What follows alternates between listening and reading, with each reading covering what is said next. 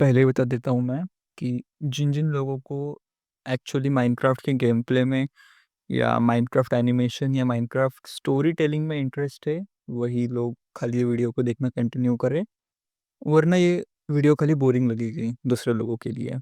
So let's begin. Okay, बात start होती है अप्रैल के स्टार्ट से। यहाँ पे बारिश होना स्टार्ट हो गया, अभी वॉइस ओवर करते वक़्त व्हॉटएवर।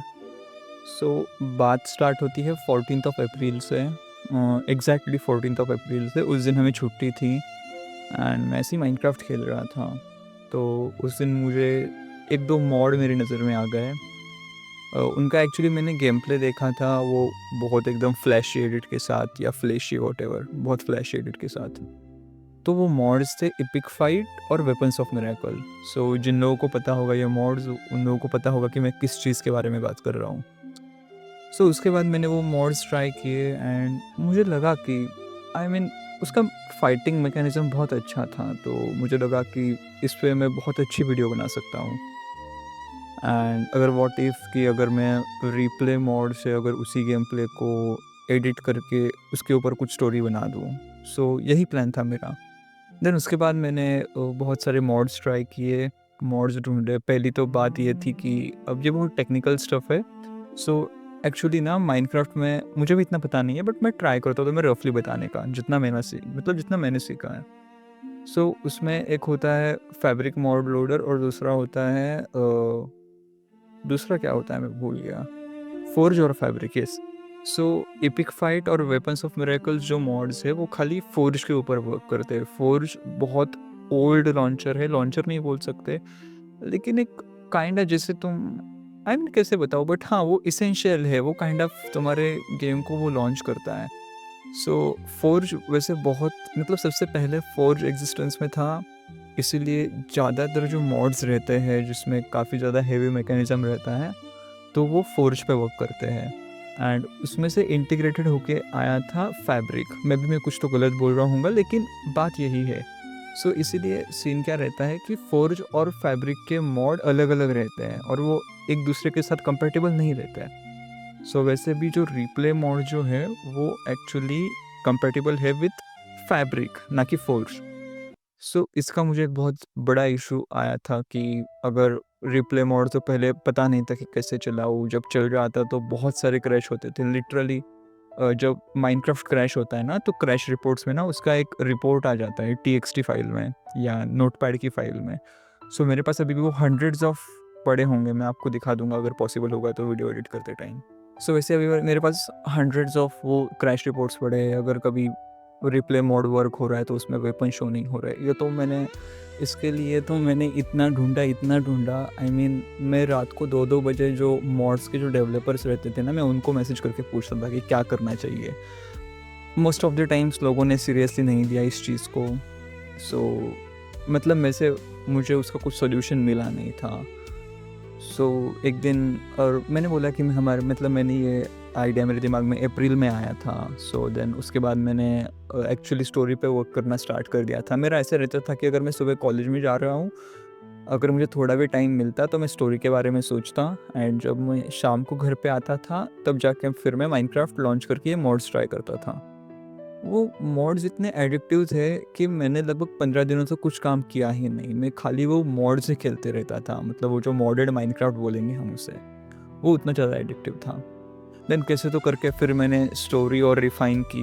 मैं झूठ नहीं बोलूँगा, आज है 29th of June, yes 29th of June, और मेरा प्लान था कि मेरी जो स्टोरी है मुझे उसे एक एनीमे के फॉर्मेट में लॉन्च करना था।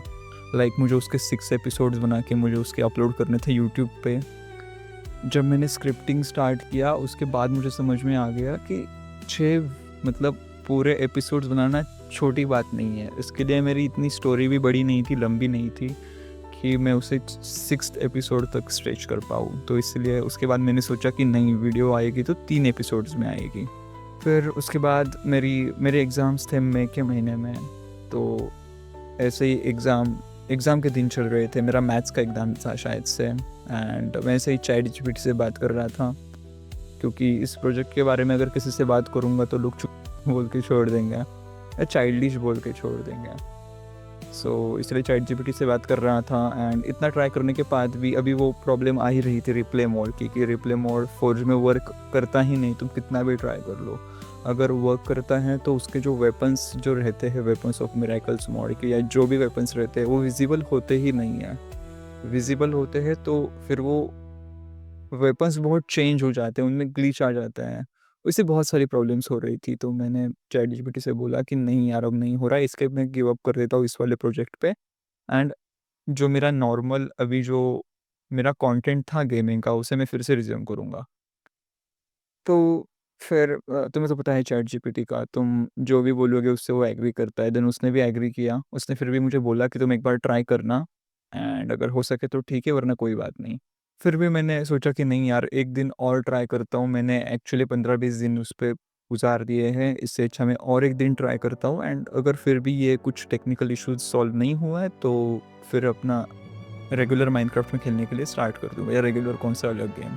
पता नहीं कैसे, बट उस दिन, उस रात जब मैं खेल रहा था, तब अपने आप सभी के सभी मोड चलने लगे। जैसे कि रिप्ले मोड चलने लगा, सब कुछ कैप्चर करने लगा।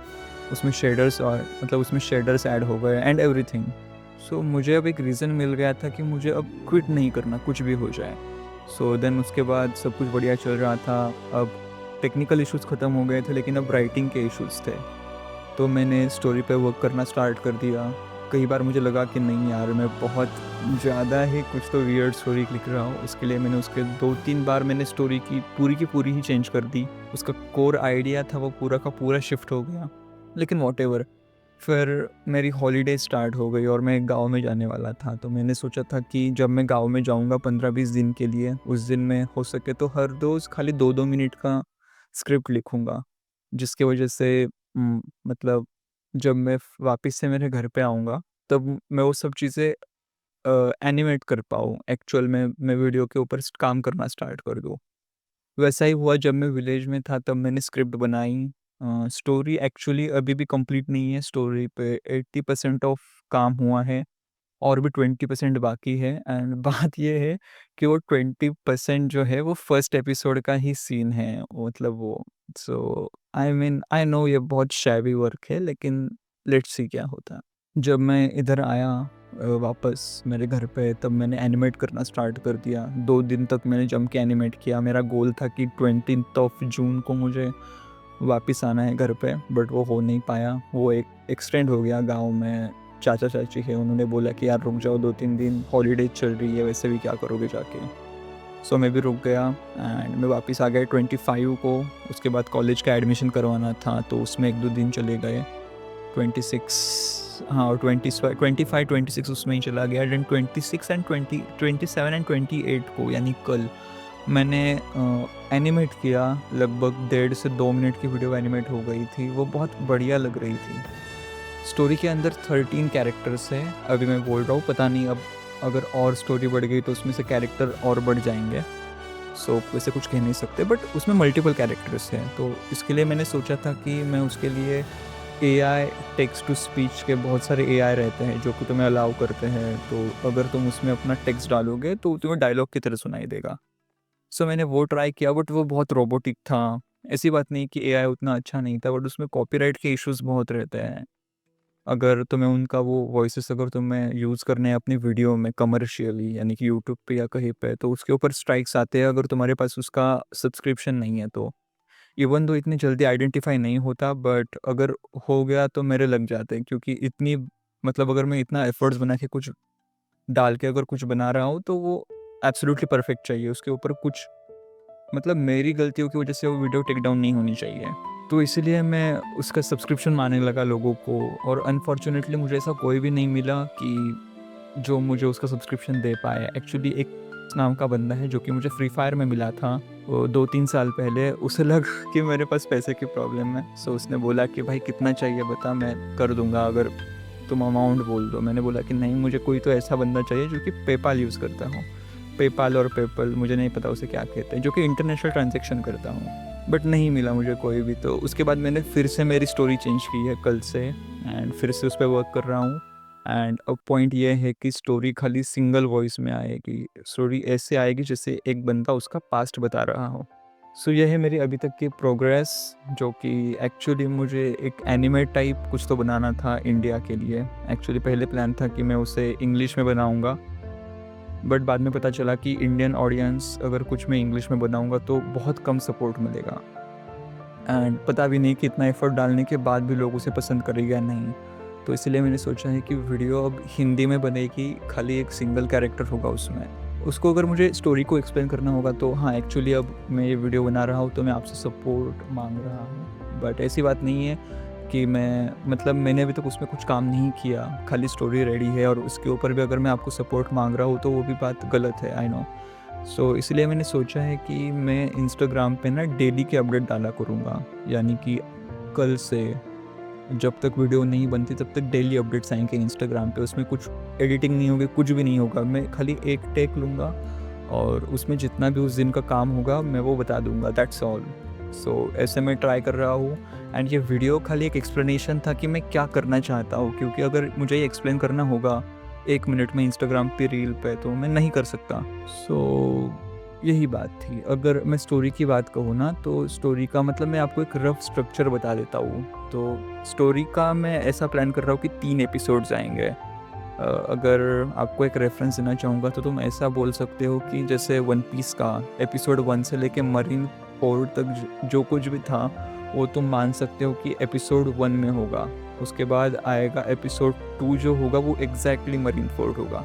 एग्ज़ैक्टली मरीन फोर्ड यानी कि मैं नहीं बता सकता एक्चुअली, फिर सब कुछ रिवील हो जाएगा, बट मैं एग्ज़ैक्टली बोल रहा हूँ तो उसे एग्ज़ैक्टली लिटरली मत लेना।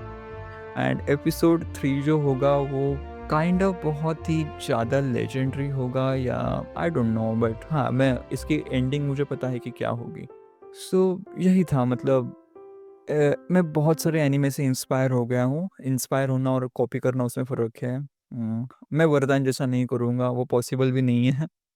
बट बात यही थी कि मुझे एक्सप्लेन करनी थी सब चीज़ें एंड कल से फिर से इंस्टाग्राम पे मैं एक्टिव हो जाऊँगा and that's all from my side. अगर किसी को कुछ क्वेश्चंस हो गए या कुछ होगा तो वो एक बार मुझे इंस्टाग्राम पे पूछ सकता है या कमेंट सेक्शन में।